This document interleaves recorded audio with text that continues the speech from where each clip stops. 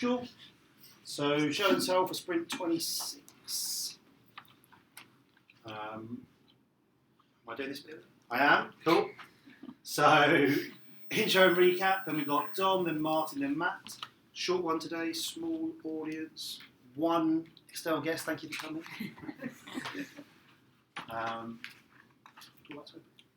So quick review and delivery.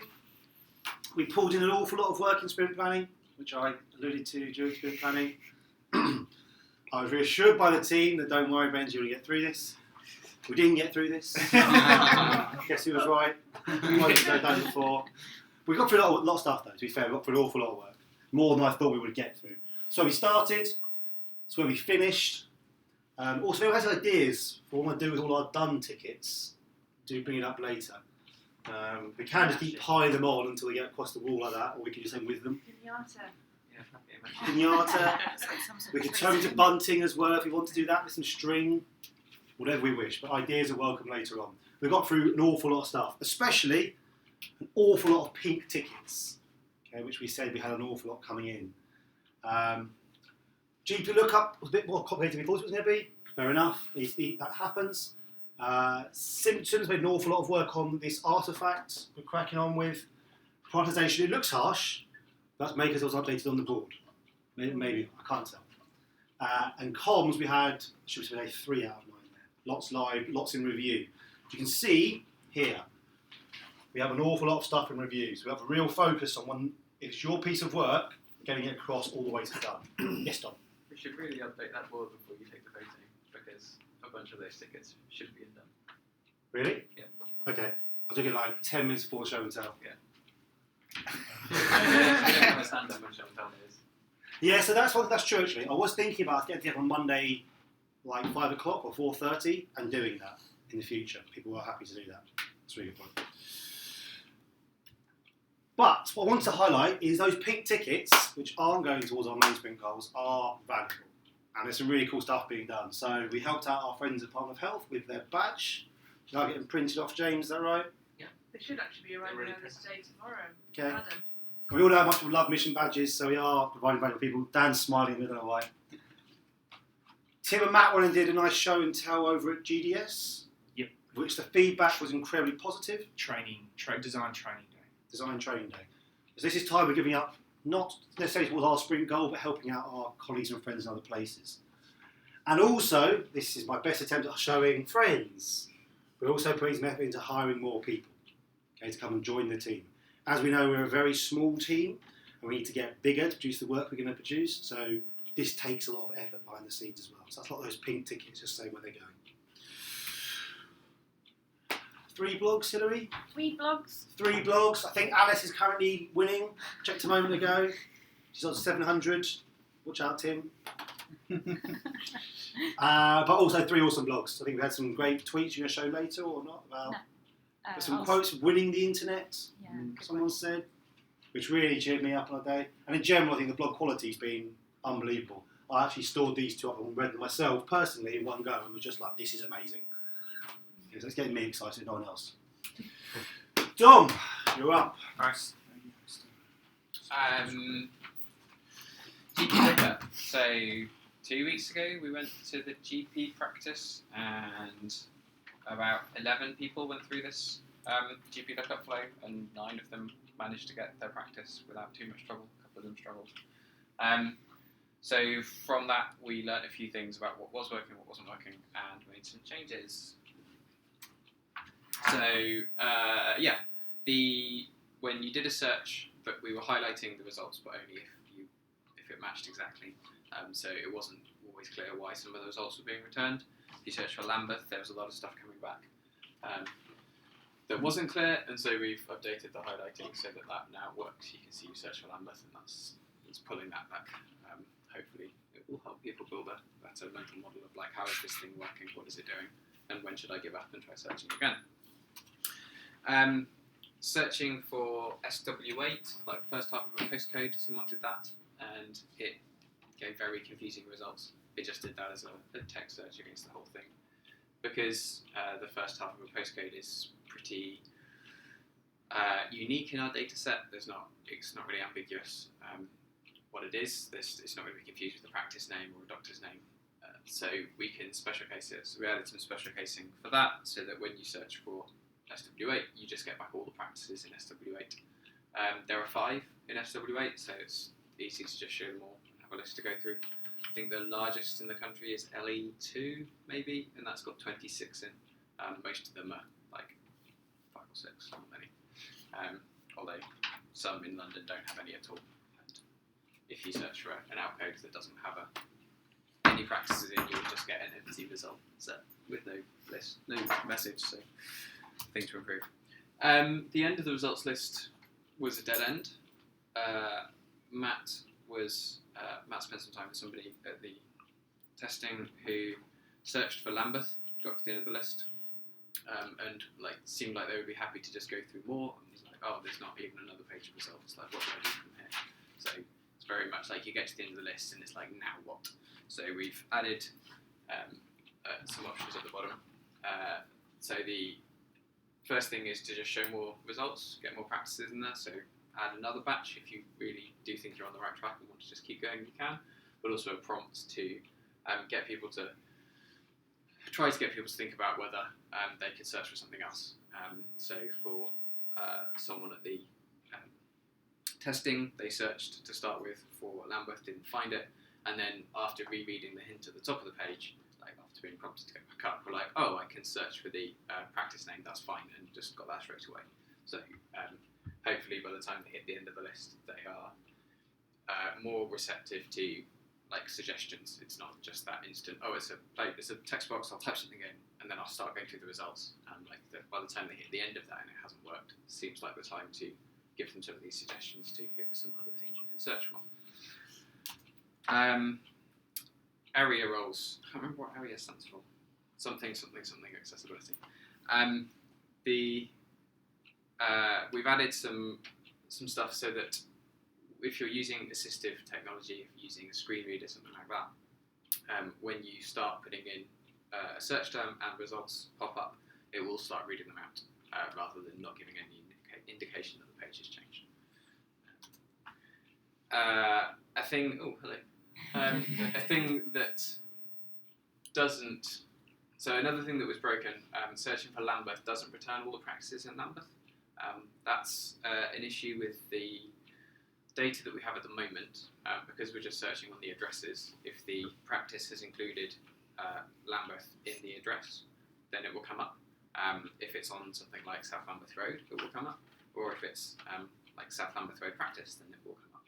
But we don't have data at the moment for here are all these practices are within Lambeth, or all these practices are in whatever other geographic area. That's definitely something we can do. We can add. It's a thing we need better data for, so that we can know all the different ways you might describe an address. Like a lot of the geographical terms that you might use could, I think we will see used in this stuff. Searching for Lambeth isn't unreasonable. There aren't going to be that many practices in Lambeth. Searching for London is probably less reasonable, because you will just get hundreds of results back. So it's something we'd like to explore at some point, but the data. But London might work. Yeah. London might work, yeah. But Lambeth never will. Yeah, because London's the city, so it's likely to be in the city in the address. We might have some. I'm not sure, not 100% sure, but we might have some data on what people put into the search boxes in choices. Mm-hmm. So it will give you a bit of an idea of search behaviour. That would be very useful. It would be good, wouldn't it? Because you can then you can start looking at those. That's how people are framing the terms, because they use the top search box on choices as well as the find services one. Yeah. So. Yep. And that's all up on Heroku now. All that stuff. It's not got any analytics on it yet, so it's something we should probably add. And that's it.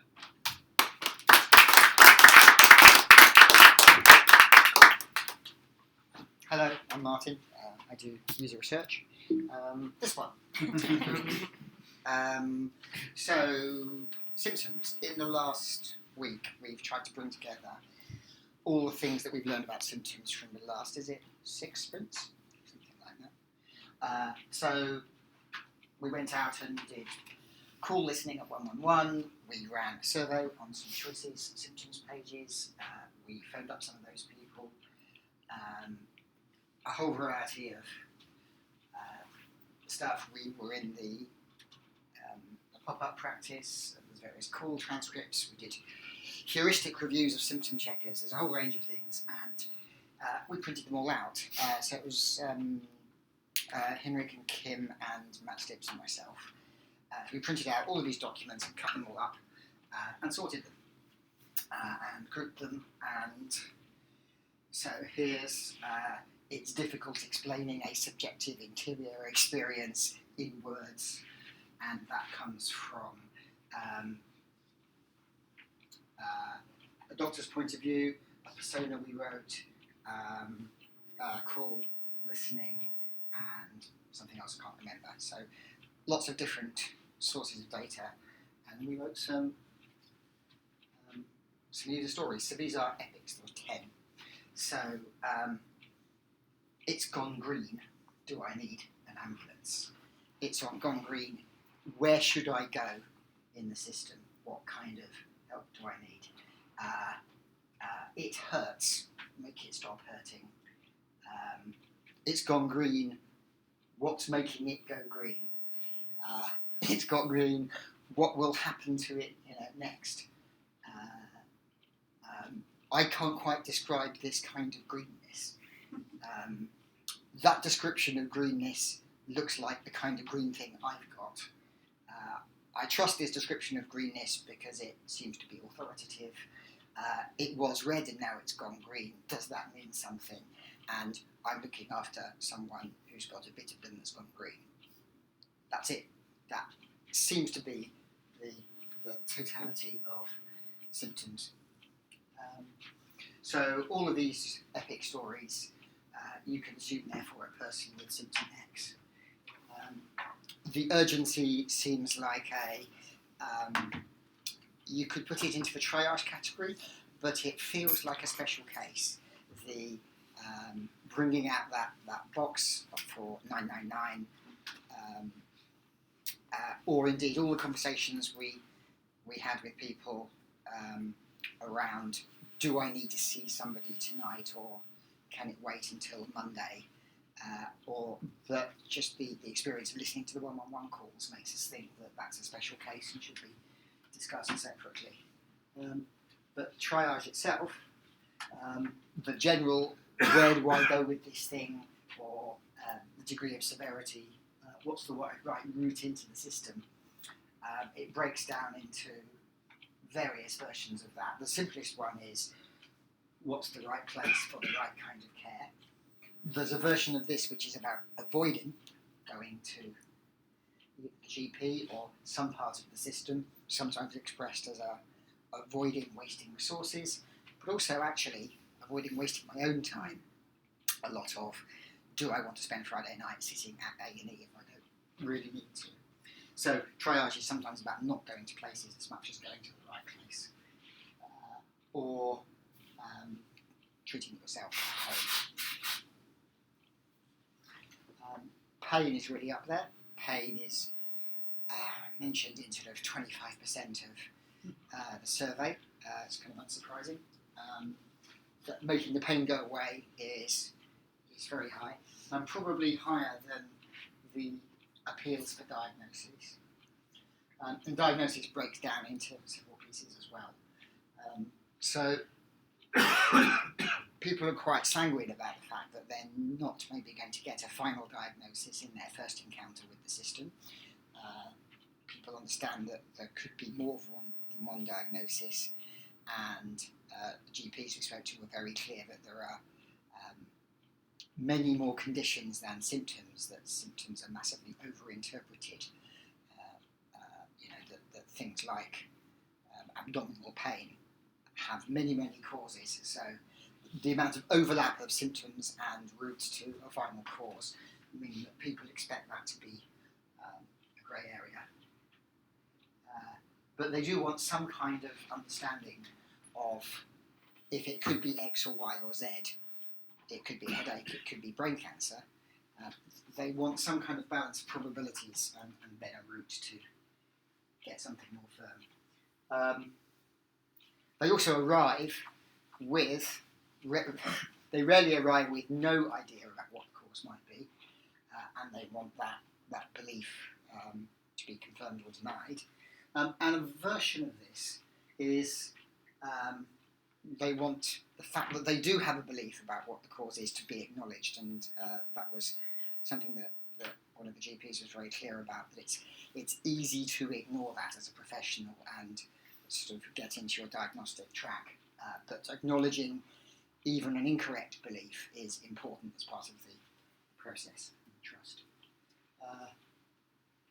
And in fact, sometimes ruling things out, even things that are very scary but quite unlikely, that's a thing, that's a need that we've found.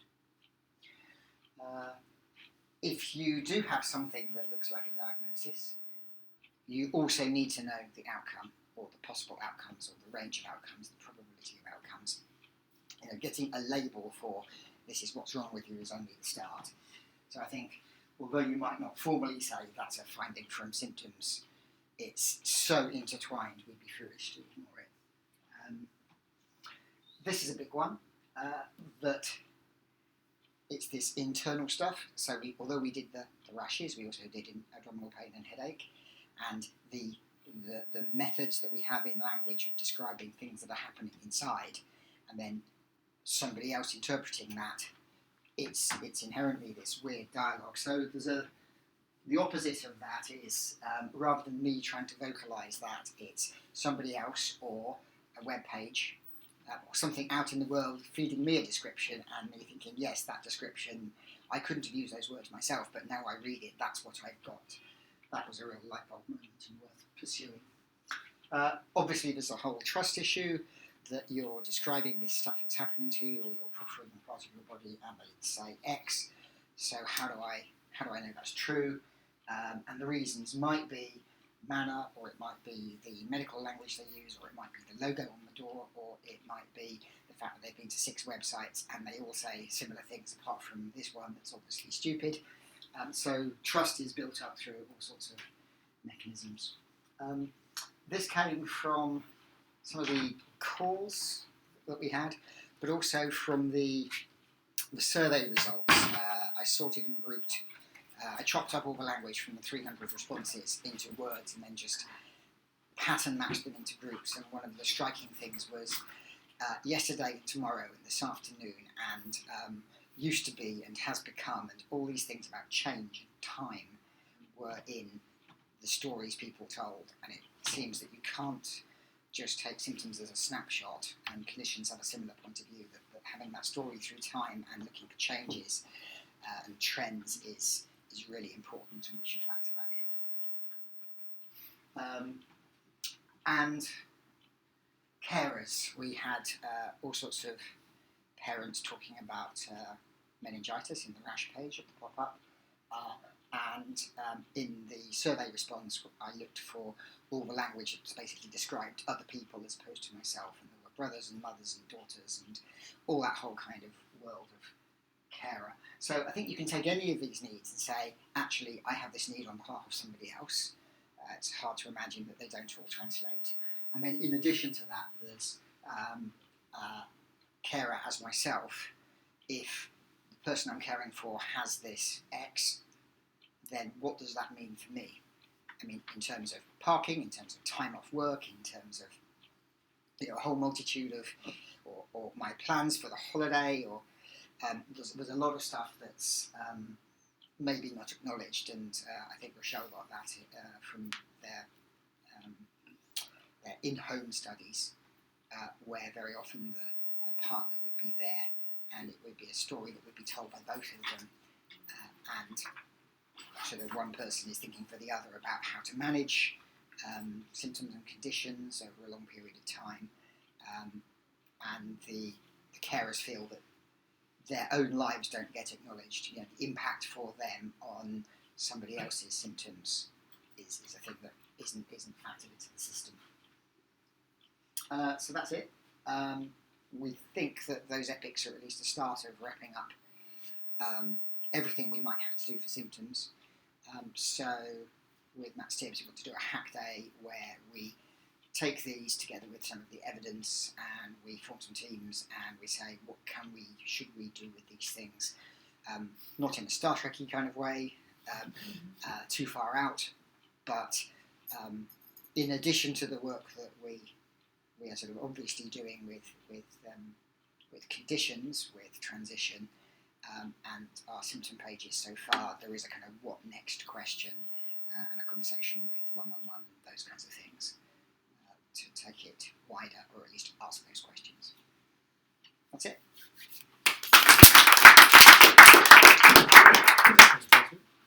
So, next chair.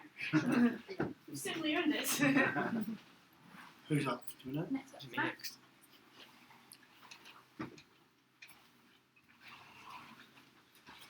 So I'm very quickly going to talk about some of the benefits work that a lot of the team have been doing, and that's another one of those ones that's been taking up lots of pink cards on the wall of the other things. So basically, I've been looking after Register with a GP, and this was one of the cards that went originally to the prioritisation process. We did the one-pagers, that went to Debs and others in the room. They were kind of scored, voted on. And from that, it was one of the ones that was popular, and it's one of the services that we're going to look to build. So from that, the next step is to basically start looking at what the benefits are. And this is primarily to feed into the business case document, so working with Peter, Prakesh and Tamsin, who are helping out in the team. And basically, this is what it looks like at the moment. So it's not necessarily a thing I can demo, but it is an open doc that people can look at and comment on.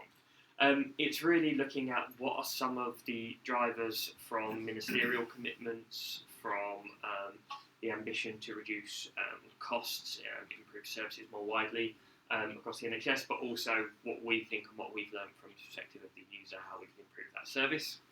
So this sprint, we held the first workshop. So that was really small to start with. It was myself, Dan, Peter, Prakash, Tamsin and Sarah from NHS England. This is just the start to get an outline of some of the things that we might think that this could do in terms of benefits, and we'll be asking more people to be involved.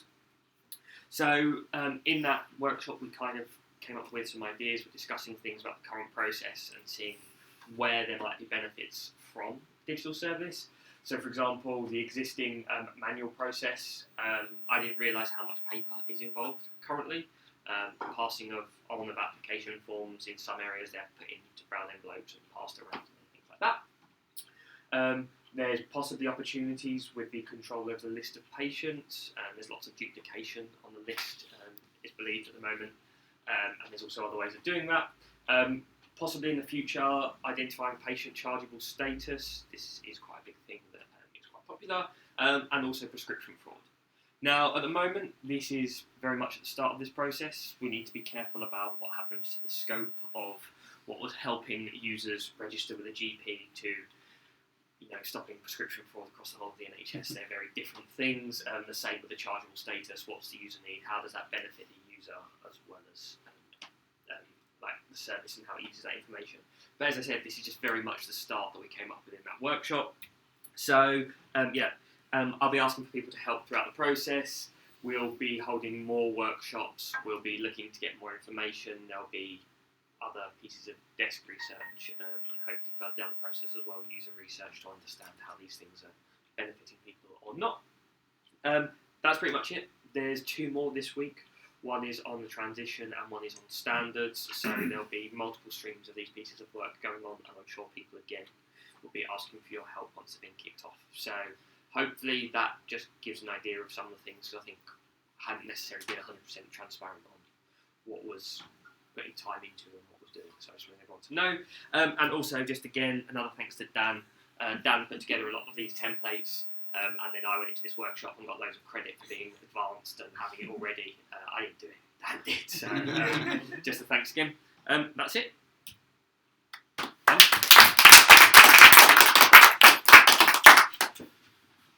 Any questions for anyone who's spoke? About the GP registration. So Yeah. we find, this is playing back a different the thing really, we find a lot of people use the site find information to compare GPs when they move house and that, and they find that information quite valuable. I don't think so much the quaff and all that, but it's the comments and the GP patient scores and so on. So what you're talking about is the paperwork that goes on behind the scenes, and the comparing of the practices. And the comparing of the practices. So one of the main things that we think that is useful is to be able to provide information on what information that users find useful on the practice. So we have built a prototype, and there is one up available online. And we started just doing some guerrilla research with that. So, for example, we know that knowing the gender breakdown of GPs is very important to users. Pictures were people were very fond of pictures. We know that might be a bigger challenge getting everyone to Parking. picture up. Perennially. Parking is always Perennial parking issue. But also not necessarily always showing just a long list that goes on and on and on forever, and sort of going out from your location that just goes further on. Perhaps instead having like the closest 3 to start with, and then see more practices. So we started playing around with the idea of, I think in a couple of our prototypes we showed 1 originally. So put your postcode in, this is your closest practice. So people said that's not enough option 3 and 5. So there are other issues about GPs that GP catchment area is a big issue for people, because sometimes you're on the borders of one that might be your closest, but you're not in that catchment area. So that's an issue. Yeah, and also, I mean, the bigger challenge is that you can register anywhere now, but it's at the discretion of the practice. So one of the things on the business case again is what is the process for people being turned down or denied? How does that get back to the user? How does the practice do that efficiently? You know, make sure that people are informed and it's within. I think just the kind of, to paraphrase Martin, there's a beginning, middle and end to registration. Yes. There's a beginning bit which is about finding and comparing. There's the middle bit which is the process of registering, which can be a lot smoother. And then there's the end, which is at the moment just nothing really. It's just like, oh, you're registered. But it could be, the opportunity is it could be a proper onboarding to that practice, that local area. You know, there's some opportunities there that we could do if you look at the whole journey. Yeah, there are lots of opportunities there, because when you sign up with a new GP, you often have to go in for a medical, you have to fill in forms. If you can do all that sort of thing online before you start these things, that's fine. Awesome, thank you. Other questions? Anyone today? I was really interested in the symptom stuff. That's really interesting. I mean, and really relevant to what we're doing on one side. So that'd be really interesting to have a bit more detail on that. Yeah, Matt and I were thinking that we need to have a joint event for everyone who's interested in that challenge, because even though we've got some work streams that are obviously carrying on addressing symptoms as a thing rather than we have these work streams and that's what's happening, it feels like there's a joining together that has never happened because they're all sitting in their current channels. Agree. I think our current plan is to invite one-on-one English and choices. Is that okay? Yeah, certainly. So A wide range of find a people. date and Matt's booking a room, so once that's sorted, we can go from there. Anything else? Apologies for coming in the middle of your presentation. I imagine you covered this at the beginning, but obviously there's a load of symptom progress and clinical stuff already on the web. How are you making what you're doing specific to the NHS, or how are you sort of defining the scope? well, the thing is to look at the patient experience of, if I have this symptom, what do I do? Oh, okay. So one of the groups of interviews we did was with GPs to say, what's the GP perspective of somebody who brings you a symptom? How do you manage that? Where do you take it? What's going on in your head? But also, what's best practice for how you do that interaction? And when you compare that with one-on-one with people's experience of, I googled for this symptom, suddenly you see where the gaps are, where the opportunities are. And so it was to build a picture from the patient's perspective of, it's gone green. What do I do? Where do I go? How do I treat this? And if we have that set of goals that they have, then we can say, okay, for our current portfolio of offerings, which might be A&E on a Friday night, or might be one-on-one, have they always got a place to go, and are they always able to get what they want to express themselves? And we see some opportunities, and we see some gaps, and we see some things that are working, we see things that aren't, and we've got a good picture of the main challenges. Brilliant. So what currently we've some desk research about what's currently out there in terms of sources, and most of it is you've got symptom X, here's a list of 20 possible conditions, goodbye. So that's not really that useful, so we're trying a different. And then you've got all the US-based stuff that just says ask your doctor because the lawyers got there, which is similarly unhelpful. We have 20,000 cases of, what was the right number of 30,000. hits that we had? 30,000 30,000 pages on NHS.UK So- website say visit your GP. That So doesn't it's- surprise me. And also, it's fair to say that lots of the algorithmic symptom checkers aren't as accurate as, yes, as a human, and over-diagnose in terms of it could be something serious, please go into the system. So those kind of labour-saving attempts actually would possibly result in more harm by being conservative about their judgments. Probably because of the lawyers. Makes sense. Really exciting work. Yeah, so pain is really important. I think it's one of the biggest search terms driving traffic to our site Yep. is pain, whatever. Yeah, I mean, the ranking of getting rid of the pain or knowing where I should go next with this thing being higher than I want definitive diagnosis is counter to the doctor's, or possibly not the nurse's perspective of what we do with these bodies coming at us. So It that's an seemed interesting tension. like once we told people to go to the hospital, or we listened to one-on-one calls where they were told that, that's the point where they want to know why. Or is this something really bad? Why should I go to Yeah. hospital? Am I in danger? So it's sort of, what should I do? Why do I have to do it? That seems to be the sequence we're looking at. One-on-one is constructed as a triage system to, on the basis of your symptoms, get you to where you should be in the system that doesn't have any explanatory power. I mean, obviously it's based on explanatory assumptions, but the call handler is not able to tell you why they are sending you to that place. That's obviously a deeply frustrating experience. That information is there though. That could be surfaced because there are, in terms of how the tool works inside what all the tools inside what will work. That information is available underneath it all. It just needs to be. What the call handlers actually say Yeah, is, agree. I can't or won't, what was the phrase they used? I can't tell you that. And they left it up to the person on the end of the phone to try and work out whether that meant they weren't allowed to tell them and they knew. Or I can't because the rules forbid it, or I can't because I don't know. But that's where that person was left as they headed off to. Actually, they were then waiting for an ambulance, weren't they? On that call.